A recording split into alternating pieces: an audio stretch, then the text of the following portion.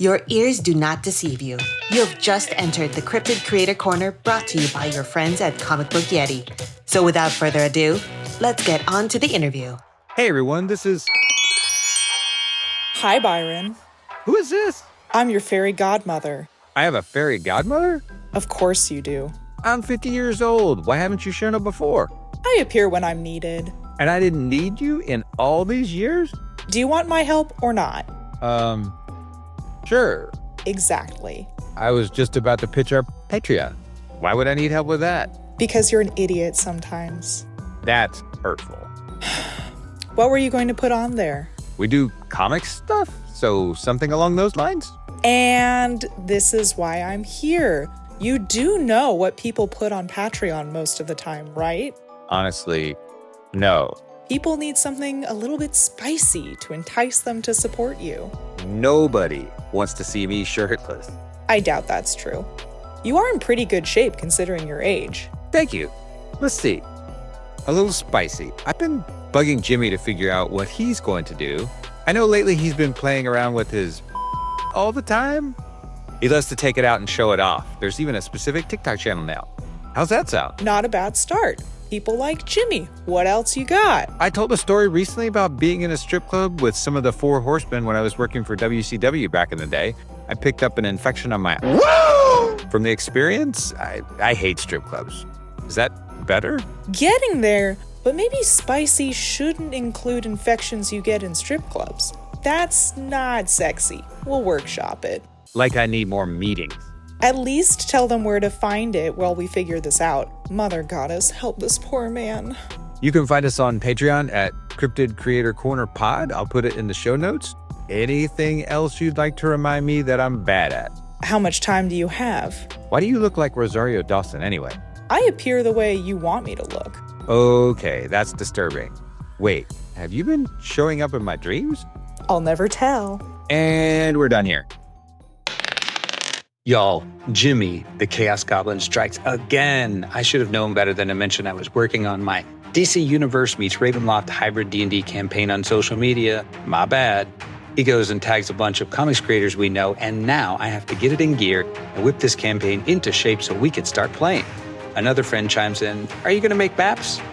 It's fair to say it's been a while since I put something together, so I guess, question mark? It was then that I discovered Arkenforge. If you don't know who Arkenforge is, they have everything you need to make your TTRPG more fun and immersive, allowing you to build, play, and export animated maps, including in-person Fog of War capability that lets your players interact with maps as the adventure unfolds while you, the DM, get the full picture. Now I'm set to easily build high-res animated maps, saving myself precious time and significantly adding nuance to our campaign. That's a win every day in my book.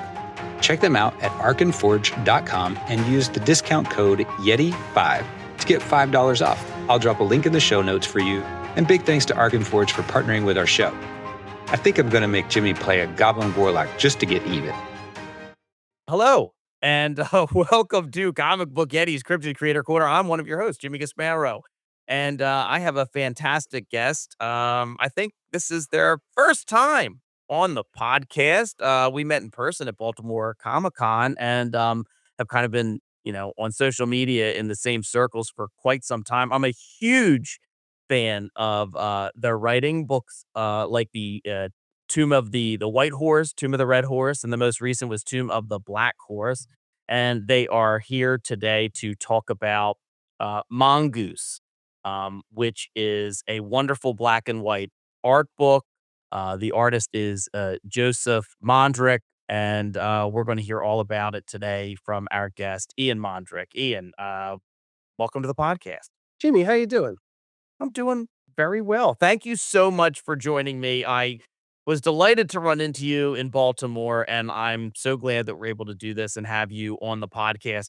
And yeah, we talked before I actually started recording. And Ian, you were saying how like Matt and Comic Book Yeti was one of the first, I think, folks that kind of like really, told you how much they loved. I think Yeah, they Tomb were. of the White Horse, which was the Mhm. first in the series. Yeah, they were a Um, big co-signer like early on, and we got a good reception from the book. But Yeah, their cosign was huge. It, gave us a lot of confidence and I think, gave us, kind of a good resume or repertoire in the, community. So, yeah, I've been a huge fan of Yeti for a long time. I've written a bunch of articles, for them. I did a bunch of articles for Tomb of the Black Horse. I love contributing and, yeah, I think I do know why it's taken me so long to be on the show just because 'cause it's been 2 years since I've had anything that's come out, right? Number 1, and also just, I've only recently learned that it's kind of, like, okay to talk about,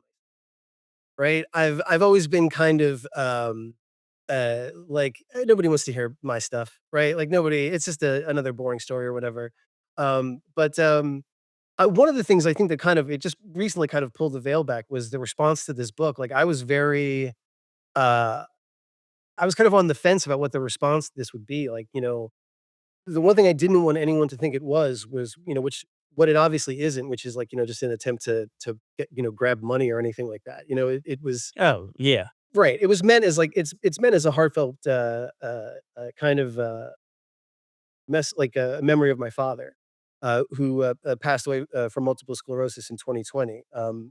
But as I've said on the campaign page and all that stuff, like it really just started out with my mom wanting to, just scan all of this stuff, have it digitally so we didn't lose it, because of time and, there's just a lot of it. It can't all be stored properly. And then I'm just like, why don't there's no difference between like a pile of paper sitting in a folder somewhere or like a thumb drive sitting in like somebody's desk drawer or whatever. And that's where we came up with the idea for the book. And it was always the book before the Kickstarter, right? Like as we were putting the book together, I was like, we should put this up. I think uh, showing his art to a larger audience and kind of seeing like what other people think or feel or how they interpret it would be great. And so that's kind of where it came from. And like again, like I feel just a groundswell of support. Like the campaign has gotten off to a great start, and yeah, I'm feeling. I don't know if this is a 2025 thing. I was speaking about this earlier in the week, but I just feel rejuvenated. I feel more confident. I normally don't feel like that at the beginning of the year, but like the year has started off very well, and I'm gonna continue to ride it until the inevitable, rock hits my skateboard and knocks me off. Well, I want to start by saying to let listeners know that I am a fan of the the Tomb series. I think I first heard about it. I think right when Tomb of the Red Horse came out, and then went back Red White Horse, back Tomb of the Black Horse on Kickstarter. Um, I really love the concept. I do think it's a little odd, like with a writer in particular, because when you're like, "Oh, I write this stuff and I want people to read it," but then there's like a disconnect in terms of, but I don't think people want to hear like about me. Like I hope that they like the stuff that I put out in the world, but you kind of have a wall up, it seems, between your Yeah. your creative side and then like your actual Yeah, personhood. that's kind of on purpose, I think, and I don't think that's, I don't think it's my fault, I think it's everyone else's. No, I'm kidding. I'm joking. There's a need to, I hear a lot of people talk about it's just kind of like how I never wanna refer to my books as content, right? I don't wanna refer to myself as a content creator, and I also don't wanna refer to myself as a brand. I don't wanna Okay. have a brand, right? Like, I just want to do things, and I don't want to think about it in a marketing concept, like, above that, and I think part of, like, well, you have to get out there and do the shows, and you have to be this guy, you have to be Mr. Hot Take, or you have to, be, Yeah. like, uh, a pillar in the industry of some kind, and I think that those people are necessary, and they serve a purpose. I don't wanna be that person. Like, I just kinda wanna do the things that I do, and I want to see, if I can get the responses that I get to, right? I wanna see Right. how well I did, and part of that is, like, sharing it with a group of people and then kind of, like, assessing the feedback and, like, grading it. And then also, like, internally, like, how do I feel like I did? Like, did we put the were the collaborators right? Did we give each other the right kind of direction and inspiration? And, like, did I, achieve that's, like, what's important to me. So, a lot of that talk is just talk about process. It's not talk about me. You know what I mean? Yeah, Um, no, I totally get it. I also understand. also probably because I go, like, nuclear at what I perceive to be bad movie takes, right? Like, Okay. I will unfollow people for a bad movie take, Oh, like, I'm errantly, just like, they could be tweeting it out, like, walking into work, and I'm just like, "I never wanna hear from you again," oh, I've right? definitely Like, blocked people for well, on Twitter. I wasn't blocked. I mean, I've blocked a lot of people on Twitter for bad movie takes, but they're they're like ideologically bad takes. Like I'm talking about just Okay. opinions. So it's like another one of those things where I don't want to be the guy who's just like, yeah, I don't really like the Terrifier, and then just have people go, fuck this guy forever. Ooh, I don't know if we can curse, right? We can Yeah, curse. yeah, go Okay, ahead. cool. You're fine. Yeah, I don't want people to be like, I fuck him. He hates the Terrifier. He doesn't know anything about horror. I don't hate the Terrifier. I'm not a fan of the movies, but it's another conversation. But Okay. but, uh, yeah, so I think that's another reason I'm a little bit guarded is that I don't want a perception of me to kind of influence the work, right? Okay. Yeah. There's lots of music artists like that, like Daft Punk and, MF Doom, and there's a couple other people who, like, they are anonymous, like, you never see their faces, and the point of it is, like, the anonymity allows you to judge them on their musical value alone, right? And I think that's very, like, a cool thing. So yeah, I think I've been guarded with that.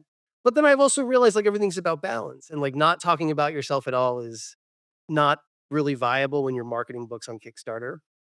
I'm sorry, marketing content on Kickstarter.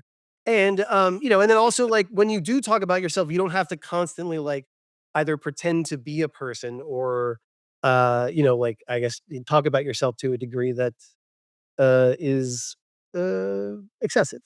Yeah. I mean, there definitely is a balance to it. Sure.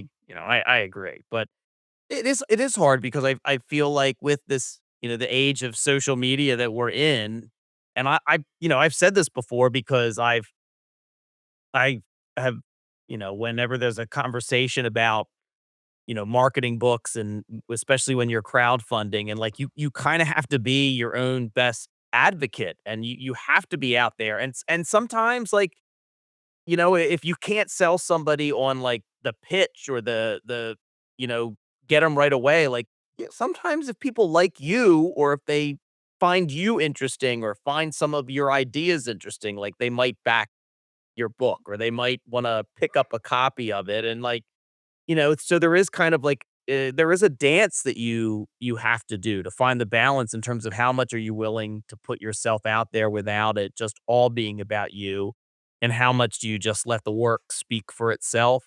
Um, I think it's kind of, if you don't like going out and talking about yourself, I do think you do have to find a little bit of a balance because in this day and age when when you can reach out to a creator, when there is so much accessibility, sometimes it is almost a detriment if, like, you're too guarded, but, Right. it's just, And um, that we're talking my about and thoughts. by the way, in terms of this show, I'm trying to be as interesting as possible. I'm trying very hard. Um, Well, I uh, appreciate that. Thank you. so, Thank you for trying to be yeah. interesting. So, no, but to kind of leapfrog off of that, uh, I think one of the other things that you have to do, and this is one of the things that I really struggled with, not with Mongoose, but with my next project is kind of like, um intellectualizing and conceptualizing the thing that you're trying to do, right? Because a lot of times with comics, you can't tell everyone what the plot is from point A to point B. There needs to be like mystery, there needs to be reveals and things like that. Sure. So I think being able to talk about it in concept and one of the people I know personally who does a tremendous job of that, probably the best among us, is recent ICE award winner Fellhound. Fellhound has a masterful ability to be like, "Here's what the story's about," Yeah. and really make you, like, key into it and, like, I know what the book is about without knowing the specifics of the plot, and I think that's a real talent. Oh, And sure. I think that's, like, one of the things that I, wanna be better at, right? Like, that's one of on this side of the comic creating, stage, that's one of the things I wanna get better at because I my next book, Stash Box, like, I struggle talking about that in a way that doesn't either tell you everything or sound like complete nonsense. And I think maybe going back to it, just I'm a little bit more comfortable talking about myself because for the last 2 years I've been work from home. And like you, where you have to talk to a lot of people at your job, I used to work in public facing places. and now I don't talk to anybody. Like, I might go a whole day and not have an adult conversation. So, this is also a nice, opportunity to do that as well. Oh, yeah. I see. I'm like the person in my office that, like, gets up and, like, will walk around and, like, make a I know the other people in the office are just like, "Oh, there's Jim making the rounds." I'm Jim at work. So, Right, okay, got it. I have a This fine line. Somebody called me Jimmy the other day, and I was just like, I I think I think they Googled. No, not around these parts, Buster. Yeah. I am Jim here. Yeah. We're not doing the Jimmy thing. Just look at him and be like, "Where'd you hear that?" Yeah. Like, But I get up and, like, walk around the office and, like, I can't work from home. I mean, I have, like, a space here, but I yeah, I'm just not good at it, and I don't I I don't have the discipline. Like, when the pandemic first started in 2020, like, a lot of the other attorneys in the office I was working at that time worked from home because there was like there's a stay-at-home order in Delaware, and they worked from home. I didn't. I'm like, "Well, nobody's at the office, so I'm gonna go in." technically it's Uh, safe, right, yeah, the only one there. yeah, there's nobody here. There's you and one other person 30 feet away, No, that's exactly what it was, Yeah. and I'm like, I just because when I was home, when the pandemic first hit, my kids were like 8 and 3, and, like, my 3-year-old would come up and she'd wanna color, and I'd be like, "Oh, yeah, I definitely would rather color than what it is I'm doing Mm. right now." Yeah, that's the big rub for me is, like, a lot of my work is freelance, and it's like, well, I could be working right now, or I could be, reading books and playing, Mickey Mouse and stuff like that, Yeah. and then it's like, well, I can work after the kid goes to sleep, and then, it's like 8 o'clock at night by the time you get downstairs. Let's just say you're not at your peak. You Yeah, know, you're I not you're not exactly in the most adept shape or whatever, you're a little punchy.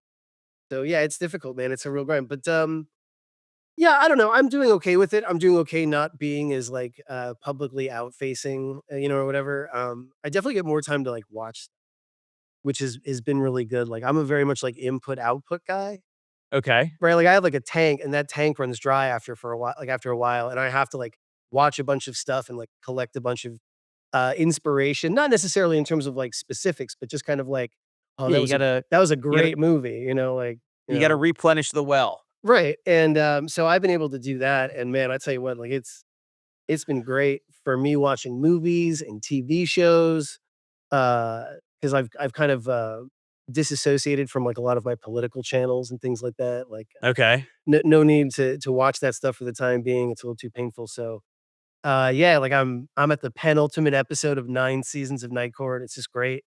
The It's the wait, like, the or like, oh yeah, the because I know they original. rebooted Night Court, but, I like, the know, and they made original. John Larroquette the judge, and I'm on the fence heavily. I'm probably not gonna watch it. Yeah, I I was haven't seen it, but I was a big fan of the original. What is it? Harry Dean Anderson, right? John no, it's Larroquette, Mark Harry Duplass. Anderson. I mean, I could name the entire Oh, cast. yeah, No, Harry it's so I've seen like 100 Harry episodes. Anderson. I think I Yeah. was getting I molded, Night Court and MacGyver. Harry Dean Stanton maybe, or oh, yeah, no. Richard Dean Anderson, Richard I Dean think, is Anderson. Yeah, yeah, MacGyver. that's so funny. Um, Oh, that's yeah, great. it's been a nice 2 years. I've got about 3 more to go, so I'm only, before I can kind of get back into, like, the workforce. Okay. But it's been great. It's been Nice. a good time, and, I have a lot of time to write and think of stuff. I'm just, it's not the rest of my life. I mean, who knows? It could be, but the plan is it's not the rest of Yeah. only the next couple of years. But, Well, yeah, it's so it'll it's really nice to be able to do stuff like that and kind of hang out and talk comic. no, I'm really excited to talk to you because, like I said, I said earlier, I really love the Tomb series. Um Just thought it was great, and, So about an hour, before you called, I know I sent you the we were talking a little bit, before we started recording. I got about, just about half of the pages for the final Toon book, in a like, scanned and in a folder from Ben. Like, I can't make any statements on, like, when we're gonna be running the Kickstarter. I know it's been a while, mhm. but, man, I mean, they are worth the wait. Uh, they are, I shared one with you, Yeah, I 'cause it looked great. it's really incredible, the work that he's doing, and it's one of those scripts where, uh, I was very nervous with White Horse and Red Horse, that people were gonna like them, right? Like, I was and it wasn't necessarily like, we're new out of the gate thing, it was just like, I don't know if these ideas work. I don't know if there's something I'm not thinking of, like, there's maybe some plot hole or there's just, like, some missing piece that like, the readers won't get or whatever. But with the Black Horse script, I was just like, "Oh, like, I feel like we're cooking here. I feel like this is a really clever, kind of, ingenious idea." And, man, just, like, it's been a while since I've looked at the script for Pale Horse, but seeing these pages, I'm just like, I can't wait for people to read it. I really can't. Like, it's definitely like a different protagonist, than I've done before. Um, and, uh, and I think if anything, maybe I took punishing your characters a little too far. Okay. Oh, Like, I really beat the shit out of this guy. Like real bad, and, it was great. I mean, it was just an absolute blast. It was so much fun to write, and, like, kind of being able to put it on the back burner for a little while and then see what Ben came up with just now, like, just, like, knocked my socks off. I'm so excited. So, oh. yeah. Well, I can't wait. I think it's a great, like, concept. I really like how, um I just really like the take on the idea. I mean, a Tomb of the Red Horse, I instantly got it. Got, like, what at least what I thought, what was going on, what it was about. I think I then went back and read Tomb of the White Horse and was ready to go and back Tomb of the Black Horse. I actually reread it again today in preparation for this because it had been a while since I had taken a look at it, and, How'd it hold up? I really even better, honestly, than when I first read it. Oh, right. You probably know why. Oh, Uh, yeah. Yeah, yeah, yeah. Yeah, um, like, when people are like, "Hey, what's your comment about?" It's like, "Oh, eat the rich," basically. yeah, It's like, that's "Fuck that. billionaires." It's very Yeah, easy for people to jump on board with that, and it was easy 2 years ago. It's even right. easier now. It is, but you know what? One of the things that I really love about it, more so, I mean, Ben's art is great, but more so than that and the plot, it's really your scripting and his art kind of comes together, and it's Um, some comics are, like, plot heavy, some maybe they aren't, but, like, you really love the art, but there's something about the 2 of you coming together that the comics are so, like, atmospheric. Like, I just feel like I'm in that, like, place and time, like, like, mood and tone are just conveyed in such a way that I am instantly drawn into it, and, it's I one of I the think things I really like about it. I think, I've I've been lucky enough to work with, like, really great creators pretty much across the board. And I think part of that, if there's any part of that that is, that responsibility or that, those results fall on my shoulders, it's, um, picking the right collaborators or asking the right people. Because Ben immediately when we started talking about the project, and Ben's a co-creator, right? Like, this is, these stories and these things, these are as much his ideas as they are mine. But the level of seriousness, I guess, because I think it's very easy when you're trying to be serious like the Toon books are, that, like, you can come off as either kind of silly or pretentious or stupid, but it's like trying to get that tone just right, you need to hit those certain, like, specific things, you need to hit that atmosphere, and, I just know with Ben, like, I could ask for that specificity in a panel, like, I need to see this character's hand, there's a specific reason why, and it needs to look like this, or when you're asking for, like, specific expressions. Um, so yeah, it's just he's been a dream collaborator. Everyone we've worked with has just been amazing. Like, we try to rotate colorists and letterers and to kind of give the books like a little bit of a unique feel.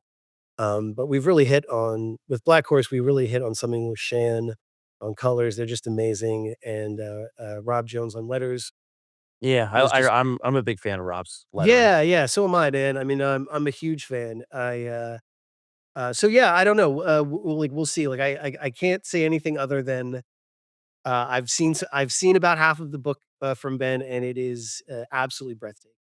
And like I say, breathtaking in like I feel like each one of those issues is incredible, but you can tell that he is leveling up kind of in between them. And I think Black Horse is really just kind of like I told him after we finished Black Horse, like, I'm never gonna be able to afford to work. Like after you're done with the series, like people are going to want to. And he ended up doing the Kieran Gillen story in Tales from the Majestic.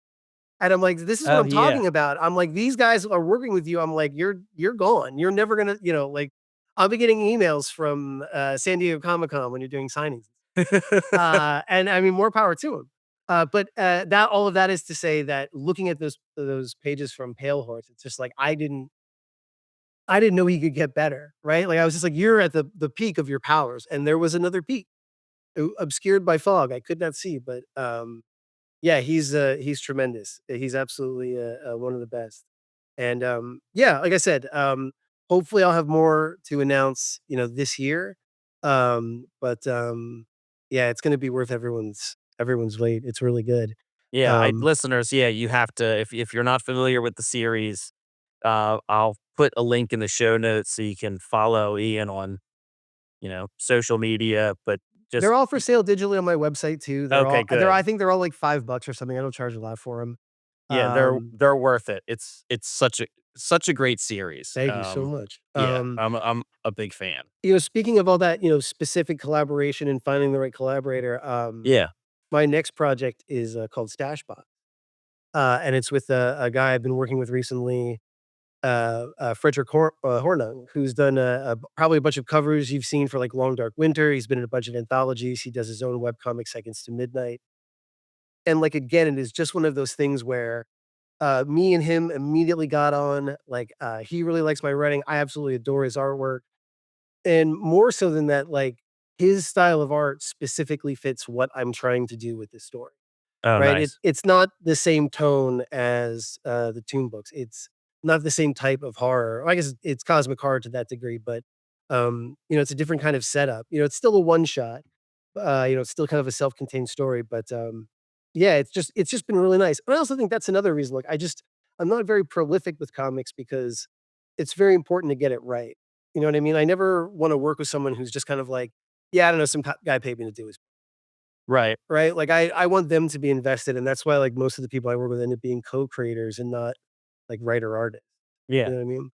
And when is Stash Box? When do you think? Do you know yet? Yeah, I'm hoping for, like, end of February. Oh, Like, okay. really, really tight, the thing about Mongoose is it's already designed, it's already printed. I mean, Right. the test prints have already been done. So, we got a couple of small revisions, but, like, basically, I'm kind of ready to pull the trigger on the printing as soon as we fund, like, before the campaign is over. If we hit our goal, I'm gonna probably go right to the printer, order the copies that I plan on ordering, and, just to try to, like, expedite that turnaround time. And also because the last 2 books I kickstarted, like, took extra long to fulfill. So I really wanna, like, work on tight turnaround. All right, let's take a quick break.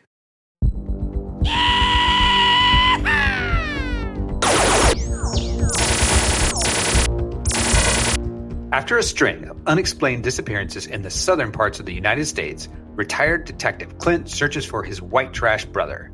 While searching for him, he ends up being abducted by aliens.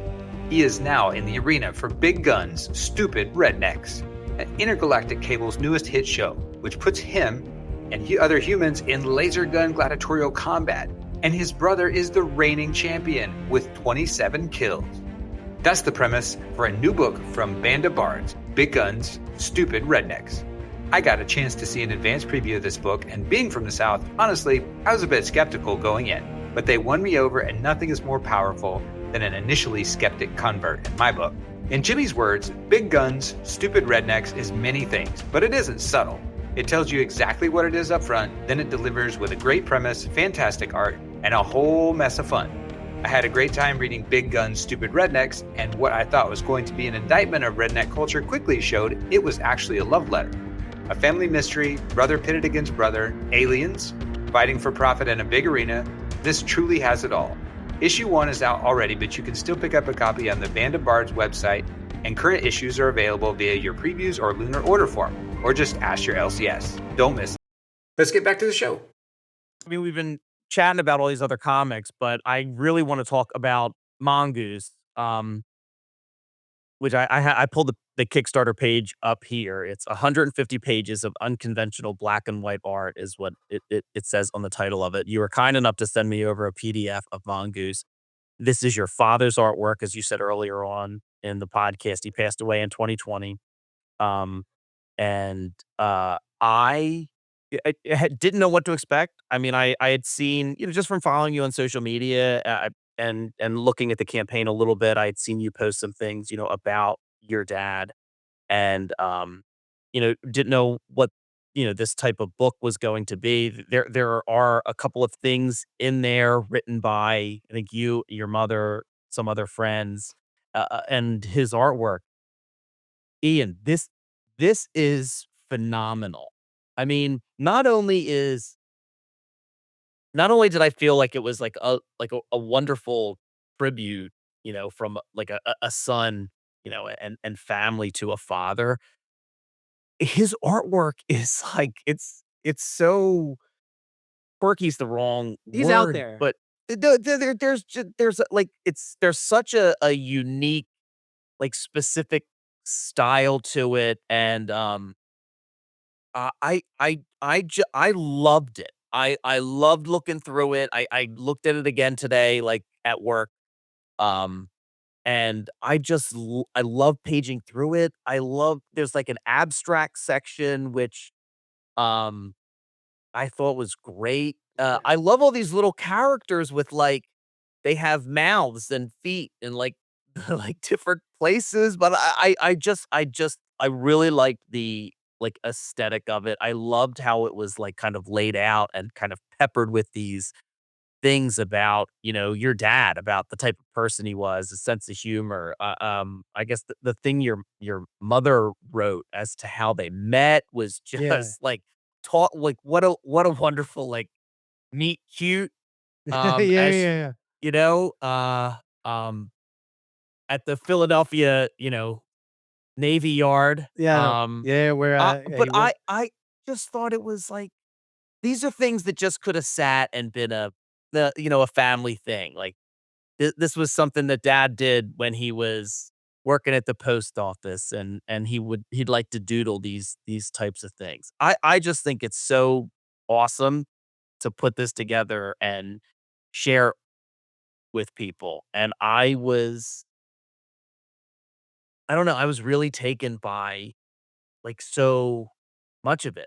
I just felt like there was such a personality behind it where I'm like, "Man," like, I just it got me, like, in a way that I didn't quite think it would. I was I mean, I knew there was gonna be, like, emotion and maybe behind it, of course, with a tribute like this, but I was just so taken by his artwork and by the stories in it. I loved it. I'm just was blown away. Oh, So, thank you so much, and that's, that was the kind of I guess kind of the point of it was to see, like, what kind of reaction we'd get, you know what I mean? You're all you're I'm biased, he's my dad, I love his work, but, he was my dad.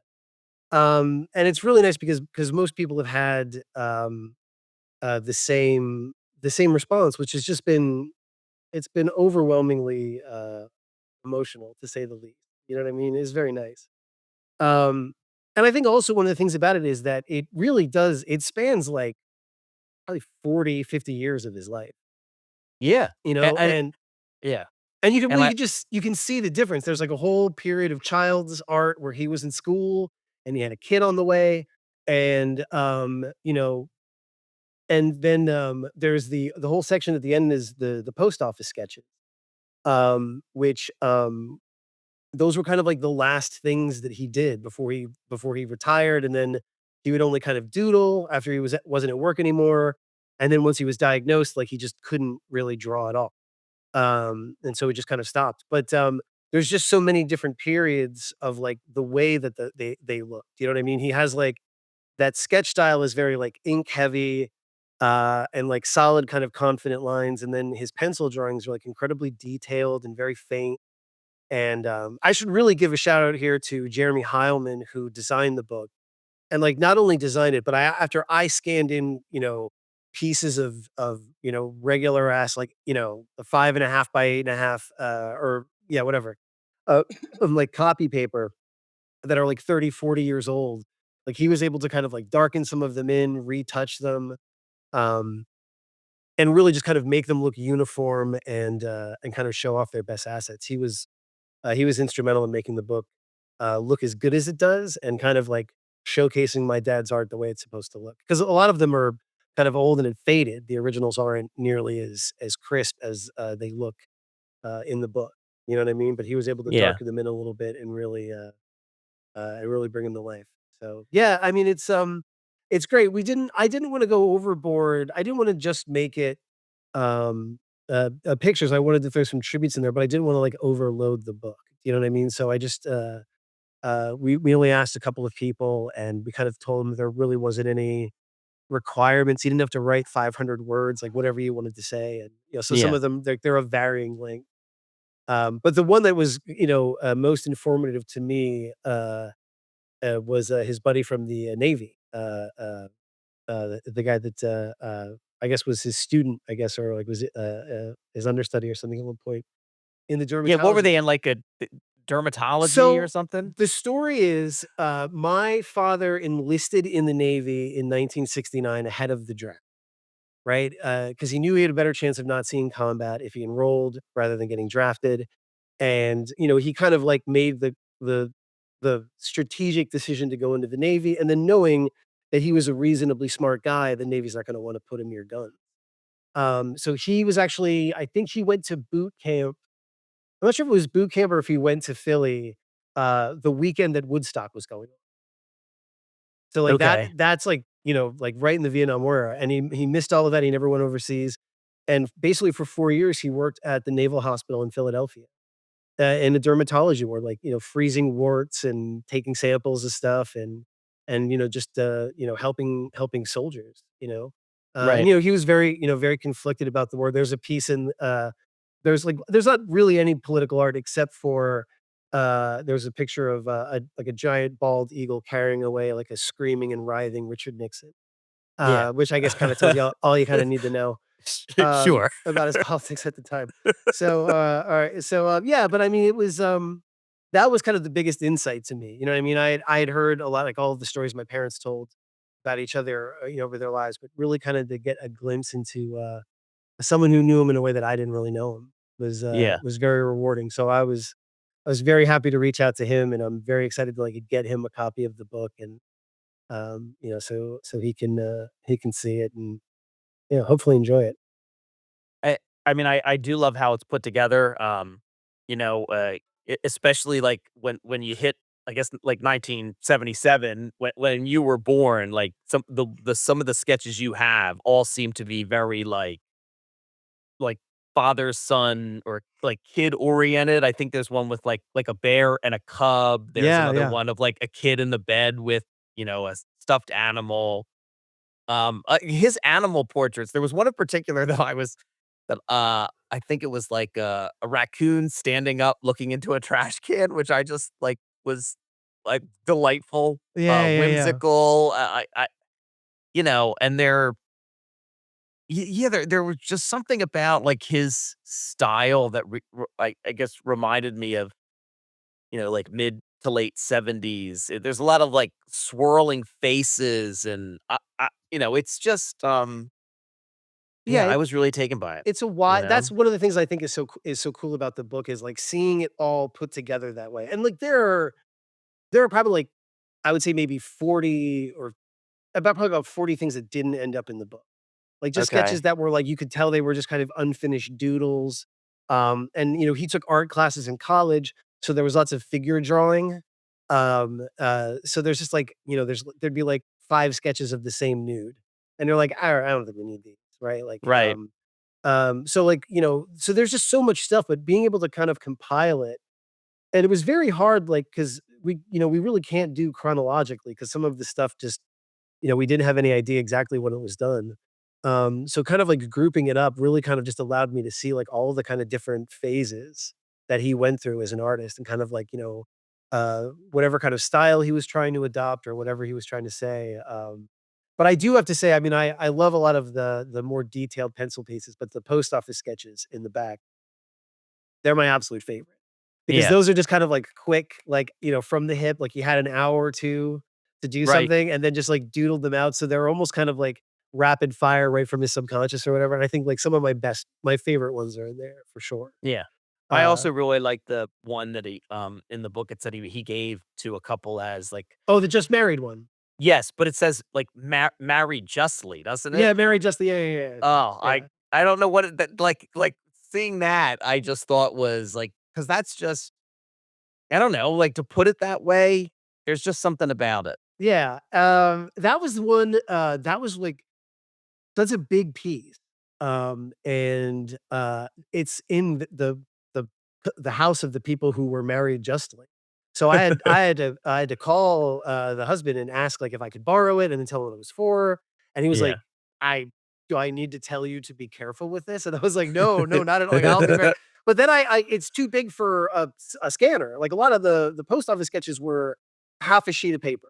Right? So, like, you can fit those in any scanner, 600 DPI, you're good, but, like, I had to take this to, like, a camera shop with, like, a scanner big enough and, like, leave it there for a couple of days, and then I had to be like, "Do I have to tell you to be careful with this?" Because it's like, it's kind of irreplaceable.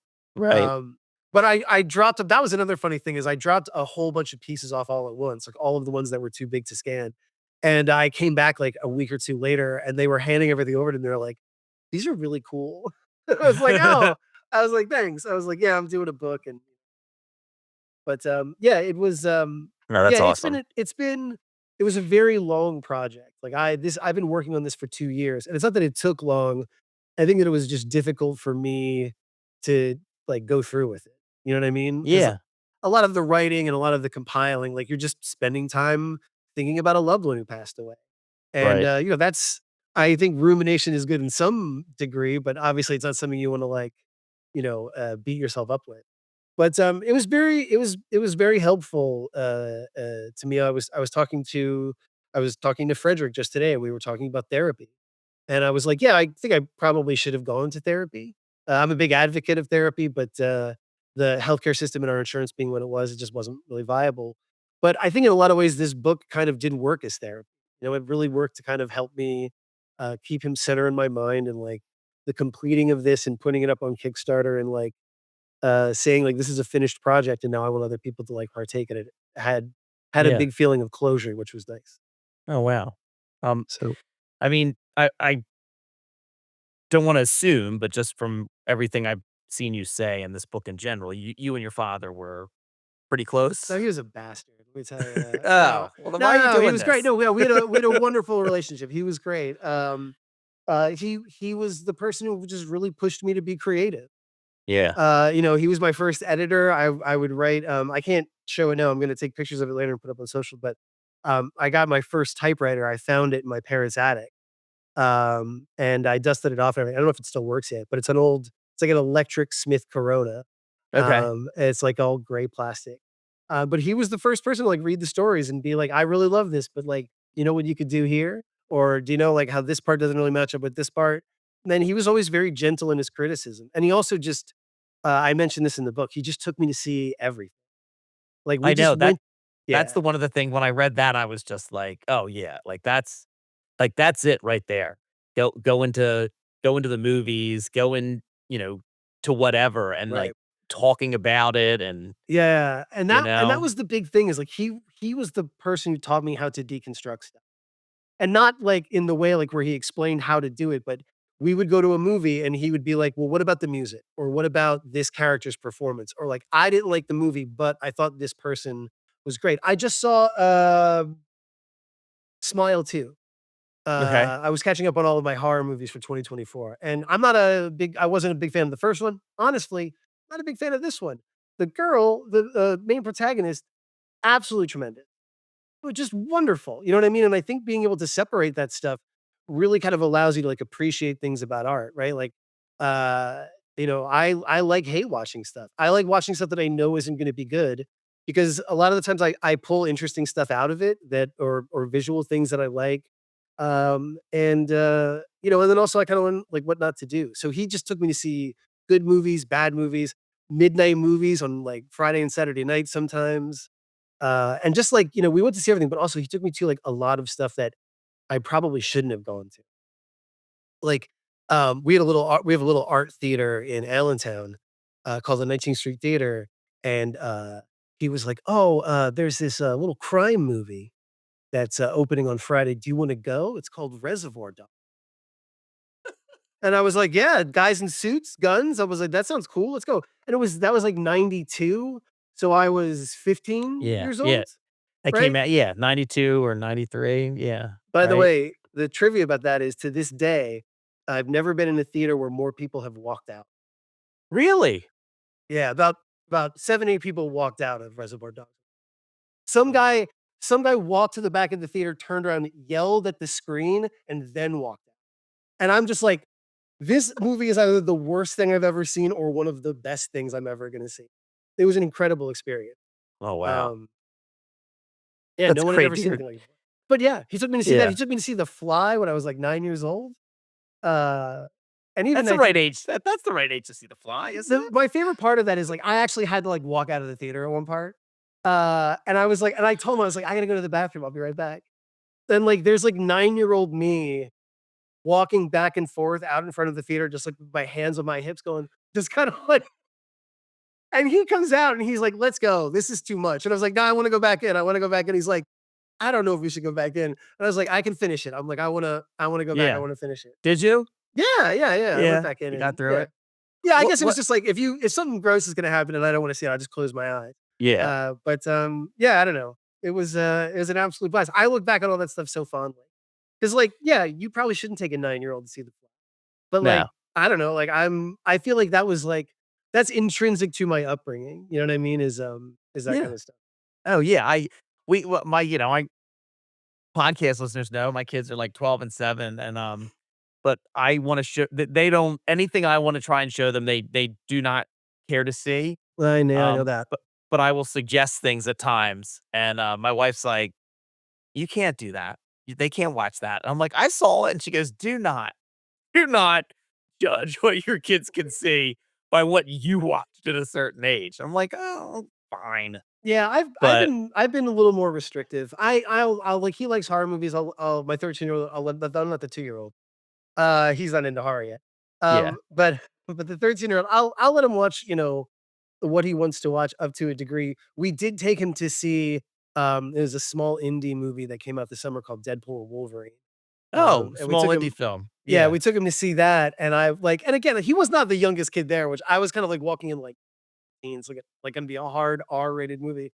Right. The movie's over, I look at him and I was like, "What'd you think?" And he just goes, "The best movie I've ever seen in my life." And I was just like, I mean, if I was 13, I'd probably think that Yeah. too. But yeah, Yeah, so absolutely.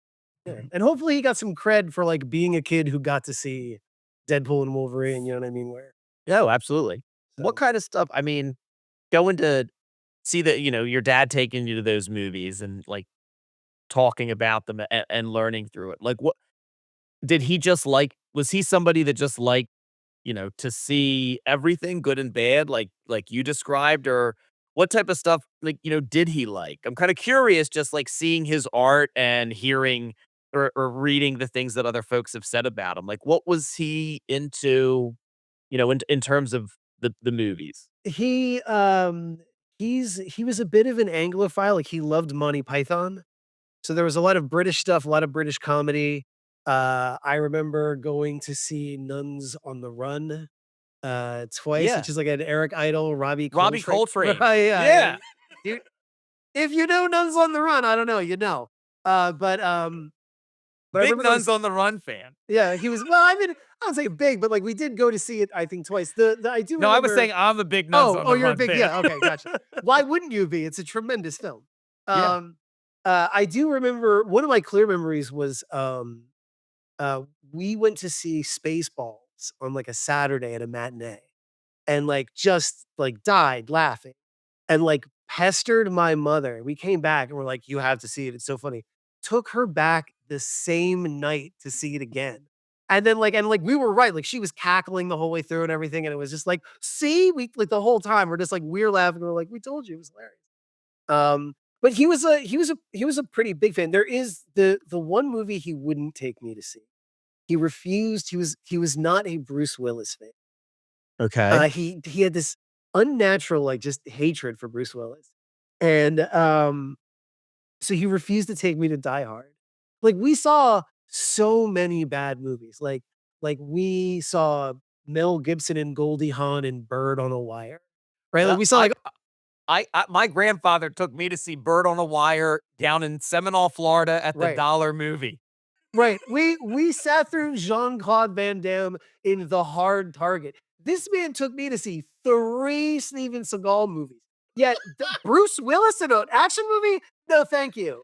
I like my Bruce Willis talking like a baby with John Travolta and Christy Alley. Thank you very much. Oh my gosh. So he wouldn't take me to see Die Hard. I did get to see it this year though for the first time on the big screen.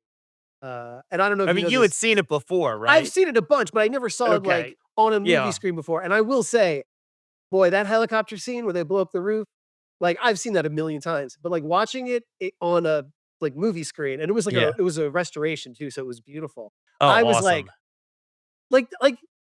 they don't I feel like I just talked about this to somebody, but they don't make films like that anymore, right? Like, you can't make a film the way they made Die Hard, like, it's illegal. Like, they broke people's windows by blowing shit up, you know what I mean? And, like, they had helicopters, like, 30 feet in the air just flying around movie sets. I'm like, "That in between buildings, that's just so unsafe." Just so Yeah. unsafe, and but it looks so It looks incredible. great. Looks so I incredibly cool. Yeah, I was on a in March, this past March, my brother and I went to Ireland to celebrate my birthday. It was like a treat. We went to Ireland, but on the plane, he was watching movies and he had like, I think it was Expendables 4, which has a ton of stunts in it and, Right. all that stuff.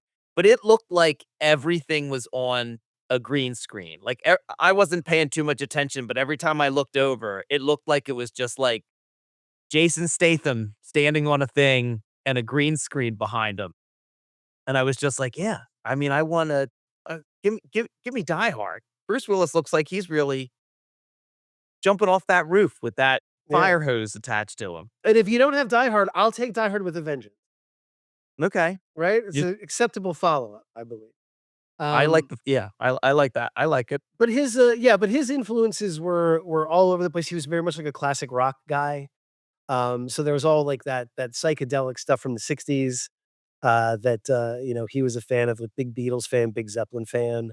And he was a history major, and you don't really see this reflected too much in his art, but he was a huge fan of Russian literature.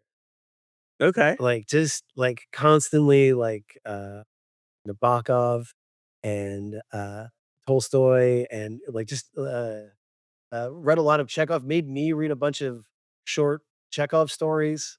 Like, again, way too young. Really? Not that they were adult, I have trouble grasping that stuff as an adult. Like, I remember being in, like, the 8th grade and he was trying to get me to read, like, Albert Camus' The Stranger, and I'm like, I don't understand. He's in jail because he didn't cry at his mom's funeral. I'm like, I'm sorry, I'm not following."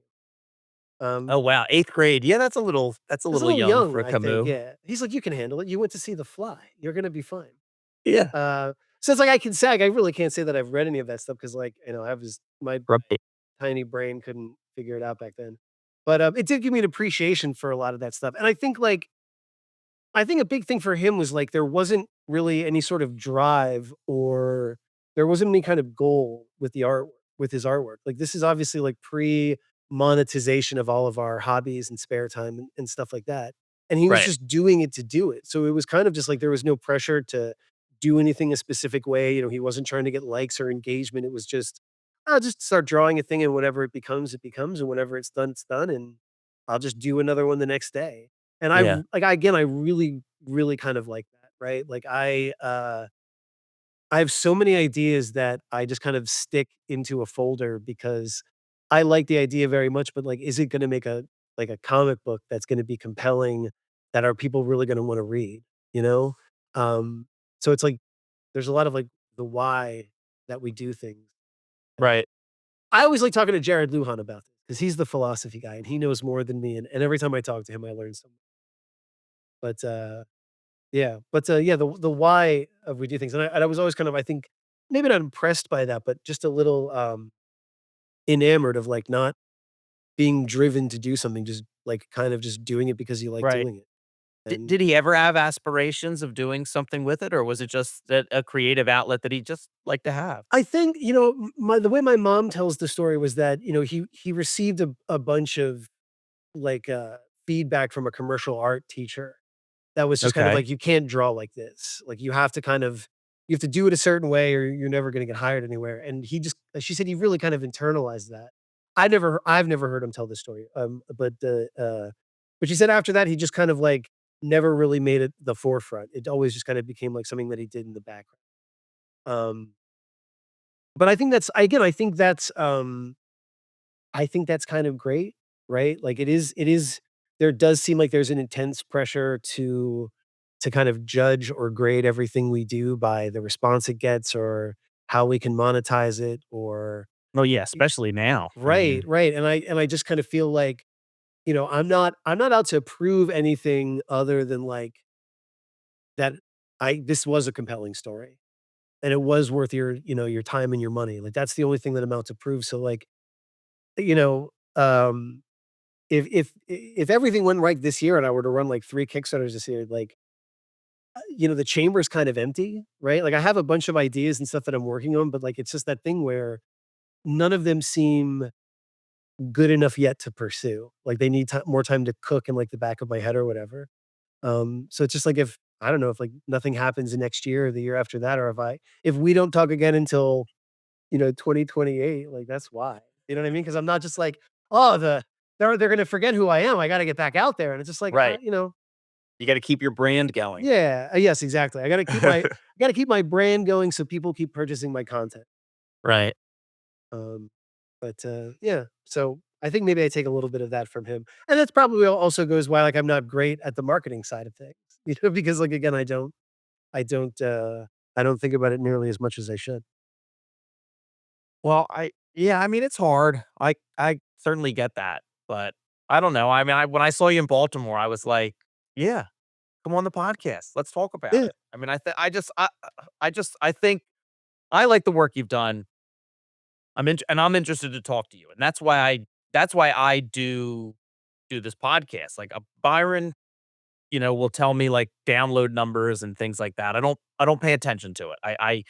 I just to the extent that I want people to come on so that other folks can find their work, and I like that aspect to it. If we are whatever the numbers are, and as long as Byron's happy with it, that's great. But I read something, and I want to know more about the person that makes it. What compelled them to do it, and why did they make the choices they did, and what is it that they want to say, and why out of all the things we can do and we have such limited time, and why are you spending it doing this and right. telling a story, and Yeah. what's it all about? And you know, let's just have a conversation about it.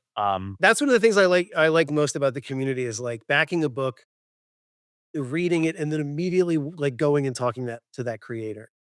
Matt, Sumo and I had always, like, been casual friends or whatever, and I was always a fan of his work, but, like, after I read the Bardic Verses, Oh, love that. I was just like, "There's no one doing this, or there's no one doing this as well as you are, and you and Pete just seem to be this, like, incredible team," and satire is such a difficult thing to pull off or parody, I guess, and I always get those 2 confused. But man, it's just like talking to him and, like, kind of picking his brain about it, that's just absolutely fascinating. And it's one of the bummer things about, like, watching movies. Like, I watch so many films and I wanna talk to you, Robert Eggers, about Nosferatu, but it's like he's not around. I can't get him on the horn, I don't have his number. But it's like I would like to do that. So I talk to my other movie friends, and then we, kinda pick it apart and go through the motions. But, um but I think that's the big thing is, like, talking about your stuff and intellectualizing with your friends and, like, figuring out what it is such a big, like, I write stuff and I have a theme in mind, and then when I go back and I reread it and I start changing the story, I'm like, "Oh, actually, this is the theme." Like, I have something different in mind. Like, I wasn't aware of what I was putting down. And, just hammering that out and revising that stuff, that stuff I just love. I just think Yeah. it's great. And I haven't been in that mode for a little while now, and I'm, like, kind of itching to get back into it. So, Well, good. You I know? gotta do all these Kickstarter campaigns first. All right. Well, get through them. You'll do Okay, I it. will. I think Mongoose is off to a great start. Was that your father's nickname? I wanted to That was ask. his art name. Yeah, I guess I did a 'Cause I really know bad some of job. the things were signed Mongoose, but I just wasn't sure if it was Yeah, it like, was you just know. that was the nickname I think that he got in high school Oh, or grade okay. school or something, and then he just started signing stuff, with that, but, like, no one called him that. Like, we didn't call him Mongoose or anything, but it just seemed to be the apropos, kinda title for the book, you know what I Right. mean? S Yeah. I guess uh, his artist name or whatever. And, yeah, I wanted to I wanted to ask, like, doing this and putting all this together, like, what do you think he would have, like, loved this, or would he have been, like, apprehensive about it, or would he have cared? So I was on, Chris Stahl's The Long Box Punk, Oh, yeah, earlier this week. okay. Great guy, we had a great time, and I told this story there. Um, but, he would have hated it probably. Okay. He would have hated it to start because there was a lot of dragging him kicking and screaming into a good time, right? Like, when, my wife and I got married, we got married in Pennsylvania, we were living in Las Vegas at the this is very difficult planning a wedding across, a country or whatever. Um, and at the time, my father was staying with us. He just retired and he wanted to spend like a month or 2 out hiking all around Nevada and stuff like that. And we had 2 dogs at the time, and the dogs were gonna stay here, and we were trying to find, like, a dog sitter, and he's like, "Well, I'll stay here and I'll watch the dogs." And it's like, "But we're getting married. Like, you have to come to the wedding." And he's like, you don't need me there. I'll just stay here." And I was like I literally had to, like, go, "You're coming to the fucking wedding, like, what are you talking about?" Yeah. And that was the thing, like, you could tell it's like, I don't wanna go to a party and get dressed up and have to do all this stuff, and then he's there, and he's, like, the most charismatic guy.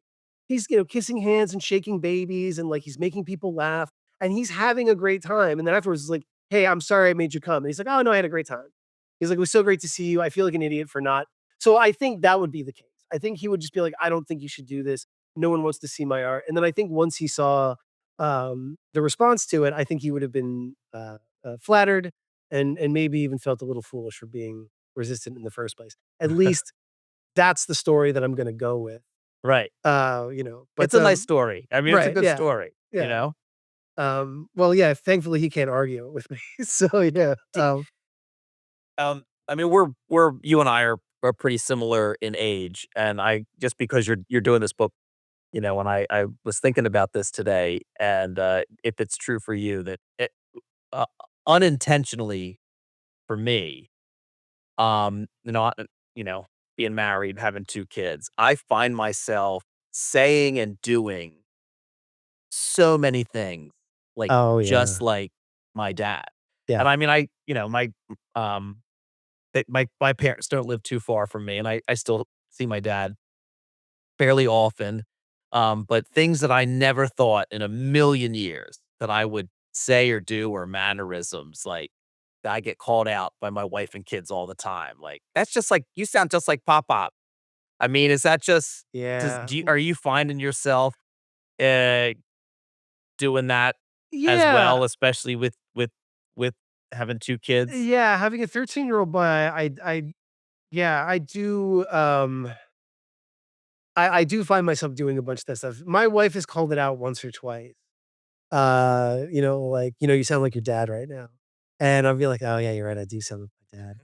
Um, but yeah, it's a weird thing because the crazy thing about it is the only time I think about it or hear myself doing it is when I'm, uh, behaving poorly, right? If I'm getting too upset about something, and it wasn't like that wasn't a thing with him, like, he wasn't like, he wasn't incredibly strict or he didn't yell a lot, but, um, it was just really funny, like, I'll hear my dad, and as soon as I hear my dad, I was like, "I should probably" you know what I mean? Like, I'm just like, "Why?" Um And the one thing I did inherit from him was, here's the thing. I say here's the thing excessively. And I definitely got that from him because he used to do that, all the time. And I also think I got his I got his willingness to argue, right? It was just Okay. kind of like, we can do this for an hour if you want. Like, I'm not gonna get tired and shut down. Like, I'll keep going, which frankly doesn't really happen at all to me anymore. I don't argue with anybody. But yeah, he did have a certain tenacity, like, especially if we disagreed on a movie or something. It was just like, I wouldn't wanna stop and he wouldn't either. And we would just keep like, "Well, what about this? Well, what about this?" And we would just go back and forth. And, he was very tenacious in that regard. Like, it was important for him to prove not like sometimes it was important for him to prove his point, and sometimes it was important for him to be right, I think, you know what I mean? Okay. But, Do you remember what was the movie that you most vehemently disagreed over? I remember,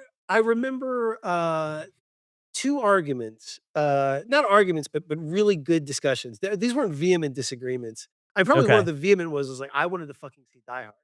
Yeah, Right? right. Like, it looked great. And then he was like, "Oh, it's the name of a Sears battery." He's like, "This is a stupid title." I have Bruce Willis. I'm like, I lost. I didn't have the keys to the car. Um, but I remember watching Unforgiven, with Clint Eastwood and, spoilers for, 30-year-old Clint Eastwood movie. Yeah. But I walked out of the movie and I'm like, Clint Eastwood was the good guy. And my dad's like, "What are you talking about?" He's like, "The protagonist." He's like, "Gene Hackman's the good guy." And I'm like, "What are you talking about?" And he's like, "Look, the movie is presenting Gene Hackman as the bad guy, but, like, Gene Hackman hasn't done anything wrong. Like, yes, he went too far, right? But, like, he is law. There are no courts. There are no judges. Like, the only reason he controls the town is because he controls it, right? Like, there's no one to come in and go, 'You're not running the town anymore. It's the Wild West.'" And he's like, Yeah. "You can't have lawlessness." And he's like, "That's what Clint Eastwood represents." He's like, "Yes, like, the point is that and what my thing was like, Clint Eastwood was right and Gene Hackman was wrong. You Yeah. killed Clint Eastwood's friend, he's gonna kill you." And my dad's like, "That's the whole point," is like the line Gene Hackman gives is like, "I was building a house. I don't deserve this." The him building the house is a metaphor for him building a society. And Yeah. he goes, "I don't deserve this." And Clint Eastwood says, "Deserves got nothing to do with it." Right. And that's it. And he's trying to say like, it's not a good guy, bad guy thing. They're both right to a degree, but they're both absolutely wrong to a degree. And I was like, "Oh, yeah." Like, that's one of those things where I was like, "Okay, yeah." Like, he explained himself clearly and, like, really just kind of, made a good point. And then later on, I was able to argue him like, this is, much later, so he was older. It's like beating Joe Frazier in his 60s or something. You know what I mean? It's like, it's not I didn't get him in his prime, Uh-huh. It's but still a win. It's still a yeah, a win's win. a win. Win's a But win. later on, one of my favorite movies of all time and a favorite of his is a Coen Brothers movie called Miller's Crossing. Oh, And yeah. yeah, if you've Sure. seen it, yeah, it's tremendous. As someone who's not a fan of, like, old-timey gangsters and, like, Prohibition era, I absolutely love that movie. It's, like, hands down one of the best. But, my dad was like, "Well, it was all over, Marcia Gay Harden's character." And I was like, "No." I was like and he's like, "Well, they were both in love with her." And I'm like, "No." I'm like, "No, he never Gabriel Byrne's character never cared for her." He was like, he's like platonically in love with Leo because like their situation works so well. I was like, it's like a love triangle, but like they're not both in love with Marcia Gay Harden. They're both in love with Leo. And he's just like, "What are you talking about?" And then I walk him through it. He's like, "Right. It does kind of make sense." Well, that works. Look, I'm right. So Oh, but that's yeah. fantastic. Yeah. That was one of the best things, like, in the last couple of years, we would, like, watch stuff like movies or we would watch TV separately because he couldn't get out a lot, and then we would just sit and, like, we would talk about it on the phone for, hours. Like, we watched Oh, every man. episode of, HBO's Watchmen together, and then it would be, like, Sunday night, there would be a debrief call. Like, we would talk for, like, 90 minutes, and then we did it with Stephen King's The Outsider, Oh, right? I think that was, yeah. like, the last thing we got to, but Okay. yeah, but those were just great. Like, just, before everything was a podcast, it was just 2 guys talking about a movie for an hour. You know what I Right, mean? right. Like, They didn't. Nobody recorded it. right, yeah. Nobody tried to get advertisers. All of those phone conversations are available. Oh, are they? Oh, No, no, I'm nice. kidding. I'm kidding. Absolutely not. But yeah, no, they were. But I think that was the great thing. It was we did argue about we argued more about music because I listened to a lot of hip hop when I was growing up. He was not a fan. Being Okay. like a classic, rock kind of guy. So we argued about that a lot. But movies, it was more of like just heated discussions about the purpose or the intent or the symbolism. But he was always really good at that, like pointing out symbolism in movies or little things here and there. Like, yeah, just really gave me a good sense of like critical thinking when it came to film and a kind of a willingness to watch stuff that I wasn't normally used to. Yeah. Yeah. So yeah, it was just as eclectic as the art in his book, you know? Yeah. Well, which I mean, I think is tremendous. I mean, I absolutely love this, and Thank I you. think listeners, even if look, if you listen to this podcast and you like indie comics and that's great. We love indie comics here, but yeah, this is something that I really think you should check out. I'll put a link to the Kickstarter in the show notes. Um, it's one, it's I think a really nice tribute. It's really something great for you to have and your family and especially your kids. If one day, especially your 2-year-old wants to know about, oh, what was your dad like? Um, to be able to, show them this part of him. But also I just really love the artwork. I Yeah. just really thought it was I don't know, there was something about it, like the abstract stuff. Look, I like weird little things sometimes, and it's just there are some weird little guys in That would this have been a good book. name for it too. Weird little guys. Weird little guys. Yeah. There are some. There's I a lot meant no, that I'm is like agree I'm a that's yeah. like the highest compliment. That is There not are just that is a some not an ironic that was uh, not an ironic comment on my part. I'm 100% serious, yeah. It took me so long to settle on the word unconventional too, because, like, I'm like, I don't know, like, a good way to describe this. You know what I mean? Because again, it does really run, a kind of through a wide spectrum of stuff. Um, yeah, but yeah, I guess the best thing I can say is just go to the campaign page and just take a look. Like, that's everything I put up there is a pretty good representation. There's 150 pages, so there's easily like 130 separate pieces of art in there.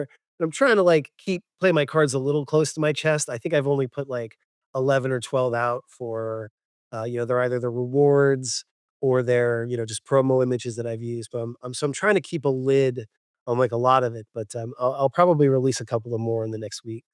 yeah. But yeah. I think it's great. And, yeah, so listeners, the campaign's gonna run until the 27th. So if you're listening to this episode when it comes out, you'll have a little less than 2 weeks. I know Kickstarter has been doing the late pledges too. But I am I don't know not. if you're not doing that? Well, Okay, I'm gonna be so going I wasn't exactly sure, to be honest. It's been so long, I'm shaking the rust off. I wasn't sure, exactly how they worked, but I also knew that the fulfillment time was gonna be quick, and it was gonna be kind of a quick turnaround for Stashbox, and I didn't want anything to kind of complicate that exit. yeah, But I think that makes sense. I'll continue to have copies available on my website after the Kickstarter is over, and again, like, I'm not it'll probably be the same price. I'm not gonna be raising the prices after the Kickstarter or anything, so you won't be missing out on anything. Um, and it was so funny. I thought we were live. I mean, I know we're live right now, but I thought we were broadcasting live. I just got a backer, and I was like, "Oh wow!" I was like, this is a Oh. great, yeah, Jimmy. Thanks. Oh wait, we haven't. That comes No. later. Um, Well, hopefully, we'll send some folks your way, yeah, so, I'm sure you will. I'm sure you will, and I'm um very thankful for it. So it's been an absolute pleasure being on. I've wanted to do this for so long. I'm so excited I get to do it now. Yeah, it's just been great. but yeah, I really appreciate you coming on, and, yeah, thanks a lot, Ian, and thanks for sharing your dad's work with, you know, Well, thank you. with everyone. I think it's great, and I love the stories in it, and, I think it's awesome. It's really been my pleasure. It's been incredibly rewarding hearing everyone. It's always nice to hear people say nice things, but it's also like Yeah. You're not really sure. And again, you said it earlier, like this is a comic book space. And this isn't a comic book. So I wasn't really sure if, how it was going to go over, but, yeah, I'm just absolutely thrilled at the outpours where I think we're at like 86, 87% already. Awesome. And it's not a 30-day campaign. I think I ran it for like 22 days or 23 days or something. So like we're not even a week in, and I'm, it kind of seems, you don't ever want to say it's a lock, but it kind of feels like a lock at this point. Yeah, just really excited. Really excited to see the next couple of days go by. And really excited to get it. Really most excited for people to start getting it and then hearing what they think about it. Seeing those pictures and stuff of people opening it up and looking for it. So Awesome. Yeah, well, I will definitely send some folks your way. I just think it's great. So, I'll have links in the show notes to everything. Ian, thank you so much for being on the podcast. Listeners, find me on Blue Sky or TikTok or wherever. Leave comments on here. Let me know what you're reading. Let me don't know what you like. you won't find you on Twitter anymore though, that's for sure. No, we are not. Yeah. I think I still have mine open just because I will use it to like search things to see Right. like the timeline. Yeah, I shut mine down and deleted all of my organic tweets. But like I still like I closed up shop, but I left the building there. Do you know what I mean? Like Yeah, yeah, and I basically just pin stuff, but I don't interact with anybody and I post like to have a pinned post. So in case anybody goes there, they can see where to go and they can see like the thing that I'm working on. Yeah, it's right. yikes, it's bad over there. So Yeah, yeah. I like Blue Sky and yeah, I so like do I. and I'm on Discord. A couple of different Discord, so that's nice. But all right, listeners, thank you very much for listening. I really appreciate it, and I will see you next time. And thank you so much for joining me, Ian. Thanks so much, man. Thank you, Jimmy. This is Byron O'Neill, one of your hosts of the Cryptid Creator Corner, brought to you by Comic Book Yeti. We hope you've enjoyed this episode of our podcast. Please rate, review, subscribe, all that good stuff. It lets us know how we are doing, and more importantly, how we can improve. Thanks for listening. If you enjoyed this episode of the Cryptid Creator Corner, maybe you would enjoy our sister podcast, Into the Comics Cave. Listen and subscribe wherever you get your podcasts.